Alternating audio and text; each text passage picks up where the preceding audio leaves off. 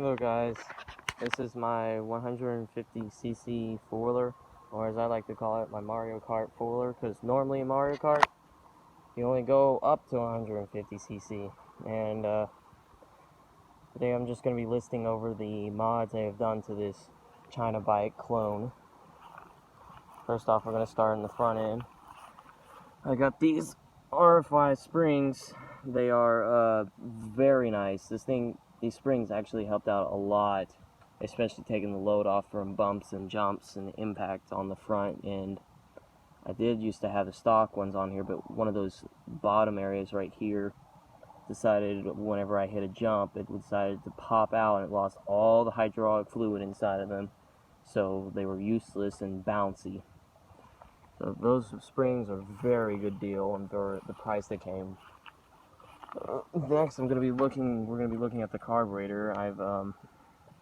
This is a carburetor I got off of monsterscooterparts.com. I had to get a new one because for some reason, somehow we got bad gas in the fooler and it would not start. It sounded like diesel or turpentine or even paint. I don't know how.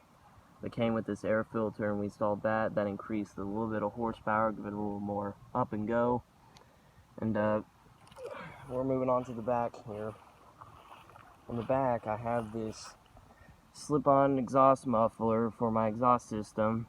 It's about 83 opening, I want to say, millimeters.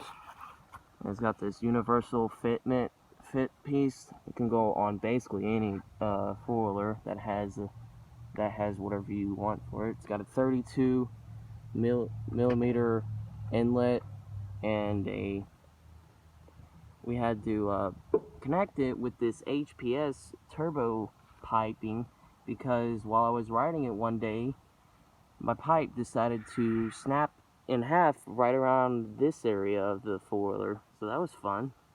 We were just going to cut off the old muffler at a certain point and then put it on, but no, my four-wheeler decided to do it for me.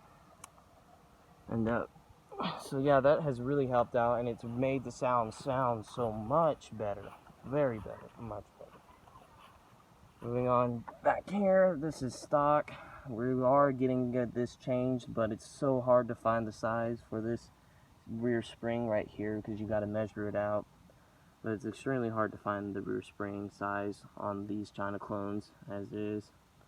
But everything else is stock, and that's about really all the mods have done to it.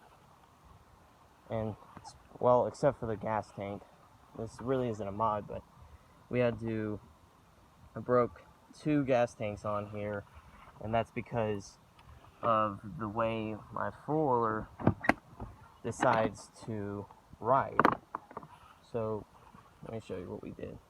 So to counteract what normally would happen when we break one is this is a single piece frame that goes underneath the gas tank and connects down here. What would happen is when I would ride it and torque it, the frame would bend, and it would bend this gas tank and bend up, and it would undo the seal in between the bottom piece right here, so it would have gas shooting out here, and that was not fun. So we had been thinking we should put some rubber things underneath it to like help it, float almost. So what we ended up doing after this part, connecting piece right here, broke again, is my dad got some wiring from like a sign for like vote me or something, or a house sign that we had lying around, and he strung it around this and then connected it to the mount that holds the steering frame together, or the steering column, and so it hasn't broke since, and it's able to float like that, which is very good. So let me put the back seat back on.